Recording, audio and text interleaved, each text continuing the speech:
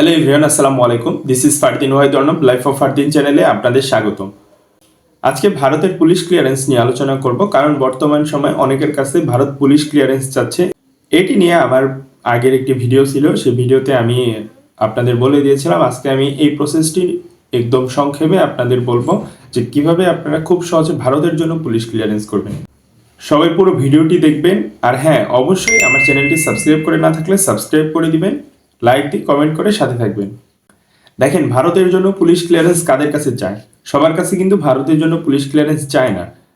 আমরা বর্তমান সময়ে যে ভিসা নীতি দেখতেছি সেটি হলো ভারতের মেডিকেল ভিসা, ডাবল এন্ট্রি ভিসাটি খুব ভালোভাবে হচ্ছে, বিজনেস ভিসা স্বল্প আকারে হচ্ছে, না হওয়ার মতো কিন্তু হচ্ছে, একদম বন্ধ নেই।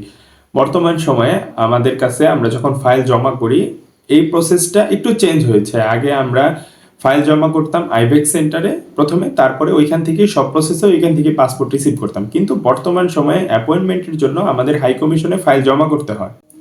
এই হাই কমিশনে ফাইল জমা করার পরে তারা এই ফাইলটি বিচার বিশ্লেষণ করার পরে আমাদের তারা অ্যাপয়েন্টমেন্টের ডেট দেয়। পরবর্তী সময়ে আমরা সেটি আইভেক্স সেন্টারে গিয়ে ফাইল জমা করি।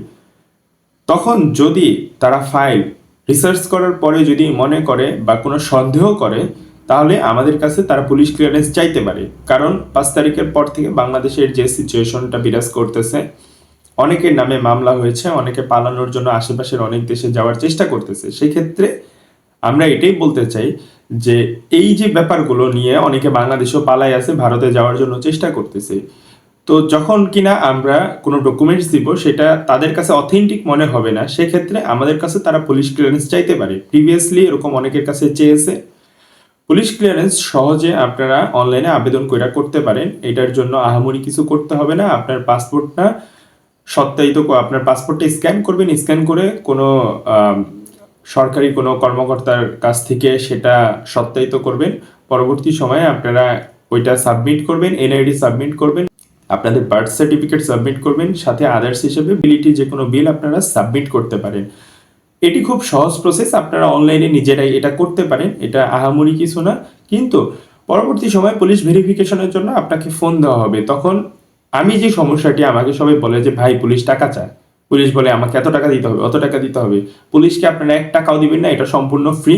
যদি পুলিশরা আপনাকে প্রেশার করে অতিরিক্ত, তাহলে সেটা আপনারা অধীনস্থ যে ঊর্ধ্বতন কর্মকর্তা আছে তাদেরকে জানাবেন, বা আপনারা সেন্ট্রালে এটা জানানোর চেষ্টা করবেন। এই পুলিশ ক্লিয়ারেন্সের জন্য কোনো টাকা লাগে না, আপনারা কোনো টাকা দিবেনও না। অনেক সময় অনেক পুলিশ টাকা চায়। আমার ফ্রেন্ডের কাছ থেকে কিছুদিন আগে আমার ফ্রেন্ড অ্যাপ্লাই করেছে, তার কাছ থেকেও টাকা চেয়েছে। তো এই ব্যাপারগুলো থেকে সতর্ক হবেন।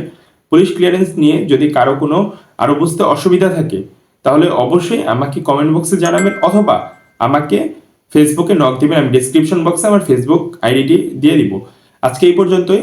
চ্যানেলটি সাবস্ক্রাইব করে না থাকলে অবশ্যই সাবস্ক্রাইব করে দিবেন। ধন্যবাদ সবাইকে।